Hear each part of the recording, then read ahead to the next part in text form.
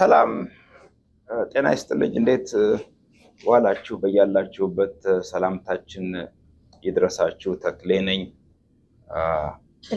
ብሌን ሶሎሞን። ሰሞኑን በመገናኛ ብዙሃን ተከታትላችሁ ሊሆን ይችላል። በአጋጣሚ ዜና ሆኖ ስለወጥሮ እንጂ ኤቭሪዴይ እኛ በስራ አጋጣሚ የሚያጋጥም የምናየው ነው። እዚህ ካናዳ ውስጥም ከካናዳ ውጭም በተለይ ኢትዮጵያ በግልም በቤተሰብ ደረጃ የገጠመን ነገር ነው። ሴቶች ላይ የሚደርስ ጥቃት። ትላንት አንዲት አያንቱ መሰለኝ ስሟ የተባለች እህታችን አሰቃቂ በሆነ ሁኔታ ተገድላለች። ቤተሰቦቿ እንደገና ፖሊስ ሊጠይቁ ሲሄዱ ፖሊስም ሀራስ እንዳደረጋቸው እንደደበደባቸው ሰምተናል። ከዛ በፊት ዊዶን ነው አንዷለም እጮኛው ወድቃ ወይ ተገፍትራ የሚሆን ሱሳይድ የሚሆን አይታወቅም። በእርግጥ እሱን ጀጅ አናደርግም። ኦልሬዲ ፖሊስ ይወጣል፣ ፍርድ ቤት የሚወስነው ጉዳይ ነው። አንዳንድ አቢዩዞች እንደነበሩ የሚጠቁሙ ቀደም ባሉት ጊዜያት ግን በሪሌሽንሽፕ ውስጥ የሚያሳዩ ማስረጃዎች አሉ። ኤንድ ብሌንን ዛሬ እንግዲህ 6 ዓመት ወደሻለም እኛ ኦፊስ አብረን ስንሰራ 6 years እንሰራለን። በስራ አጋጣሚም ኬዞች እናያለን። እንዴት ታየዋለሽ ይሄ ሴቶች ላይ የሚደርስ ጥቃት? አይኖ ከኤልያስ ጋር በቀጥታ በዚህም ባይሆን ኢንተርቪው ነበራችሁ። ኤኒ ኮሜንት በዚህ ነታ ላይ? አይ ቲንክ ኢትዮጵያ ውስጥ የሴት ላይ የሚደርስ ጥቃት ኖርማላይዝ ለመደረግ ይሞክራል። ኖርማላይዝ ማለት እንደ ትክክለኛ የተለመደ እንትኑ ሚኒማይዝ ይደረጋል። ጉዳቱ ጥቃቱ ከትንሽ ጀምሮ እስከ ትልቅ ያለው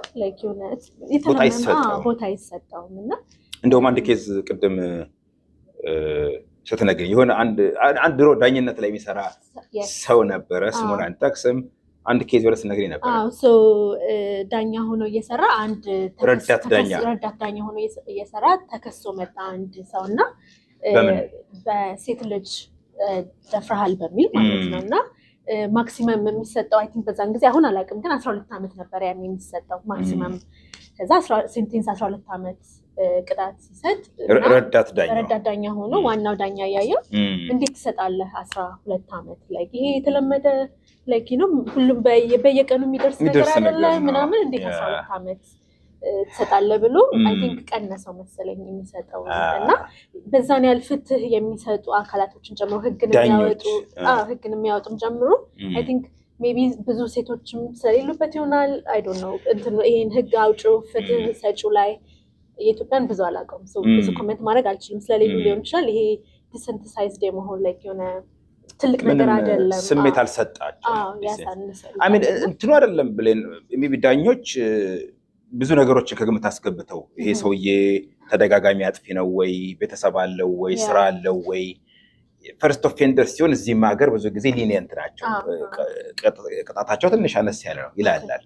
እሱ ሳይሆን በተለይ ኮመንቱ ነው የዳኛው። ምን ይሄ በየቀኑ ይከሰታል እንዴ በሰፈራችን ኤቭሪዴይ? ምንድነው የምታካብደው ነገር?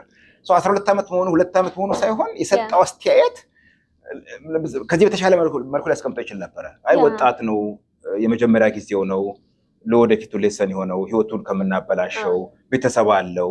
ሚቲጌቲንግ ፋክተርስ የሚባሉ አሉ፣ በህግም ራሱ የተቀመጡ በህግ የተዘነገጉ ማቅለያ የቅጣት ማቅለያዎች አሉ።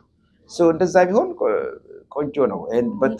ሌላ ልጨምር የነበረው ፖሊሶች ማሁን ዳኛለን ፖሊሶች ሌላ የሰማሁት ደግሞ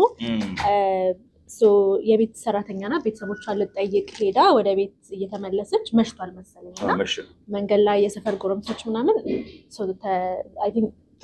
ተናኮላት ደፈሯት እና ፖሊስ ጣቢያ ይዘዋት ሄዱ።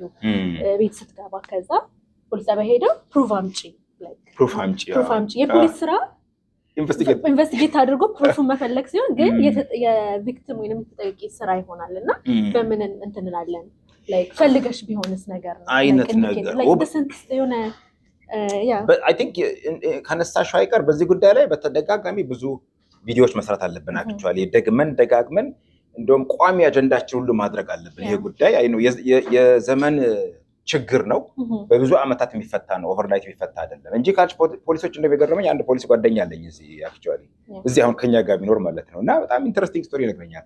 ብዙ ጊዜ ሴትና እናት ባልና ሚስቶች ተጣልተው እንሄድና ለምሳሌ ባልየውን አስረን ይዘነው ጣቢያ እስክንደርስ ድረስ ኦልሬዲ የሰፈር ሰው ዘመድ ይሄ ጎረቤት ምናምን ሽማግሌዎች ይጠብቁናል አለ በቃ በር ላይ እንዳይገባ። ምክንያቱም ወደ ውስጥ ከገባ ፋይል ላይ ከተመዘገበ ምናምን ችግር ነው አለ መዝገብ ላይ። ስለዚህ በተቻለ መጠን ገና በር ላይ ደርሰው በቃ ሽምግልና መሬት ላይ ወድቃሉ፣ ነጠላ ያለጠፋሉ፣ በቃ እኛ እንዳኛለን እንገላግላለን ይላሉ።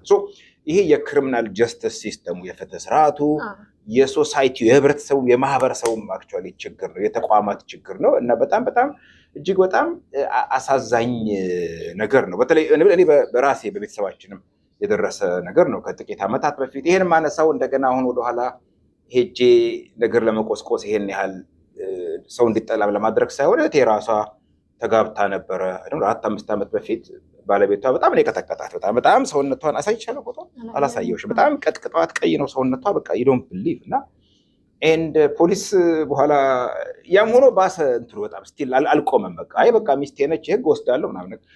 ከዛ በኋላ የሽምግልና መዓት ልነግርሽ አልችልም። ቄሶች፣ ንስሐ አባት፣ የሰፈር ሰው፣ እድሩ፣ እቁቡ የቀረ ሁሉ የለም እየመጡ በቃ እንደው ለልጆች ሲባል እንግዲህ ምን ይደረግ መቼስ ምናምን እያሉ በጣም ይታገላሉ። እኔስ የገረመኝ ፖሊሶች መክሰስ ትፈልጊያለሽ ወይስ አትፈልጊም ይባላል ኢትዮጵያ። በቃ ወንጀል እኮ የስቴቱ የመንግስት ጉዳይ ነው፣ የፓብሊኩ የህዝብ ጉዳይ ነው፣ የግል የብድር ጉዳይ አይደለም። ገንዘብ እኔና አንቺ ሊዝ አግሪመንት አለን እዚህ ላይ ኦር ኢምፕሎይመንት እኔና አንቺ የሰራተኛና አሰሪ ግንኙነት አለን። ስራ ቦታ በተያዘ ሮንግፉል ዲስሚሳል ቢኖር ሄደሽ ትከሽኛለሽ፣ የግል ጉዳይ ነው፣ ፕራይቬት ማለት ነው።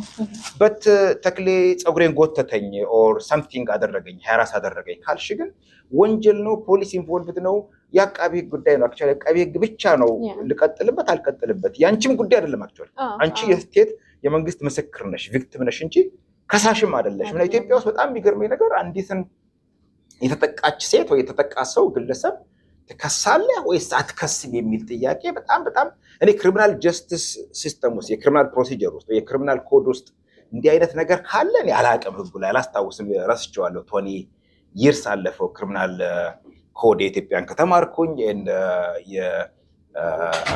የክሪሚናል ፕሮሲጀሩንም ከተማርኩኝ አይ ቲንክ አላስታውስም ሁሉ ብዙ ጊዜ የሆነው እና ወንጀል ከተፈጸመ የፖሊስ መርምሮ እንዳልሽው አጣርቶ ለአቃቤ ህግ ያቀርባል። አቃቤ ህግ ቻርጅ ፕሮሴኪት ያደርጋል።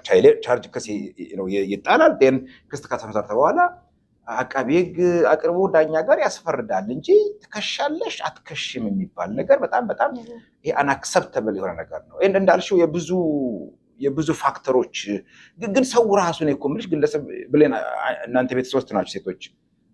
ጋሽ ሰለሞን አባትሽ እንደው ዓለም ላይ የሆነ አሳርፎበት ያውቃል?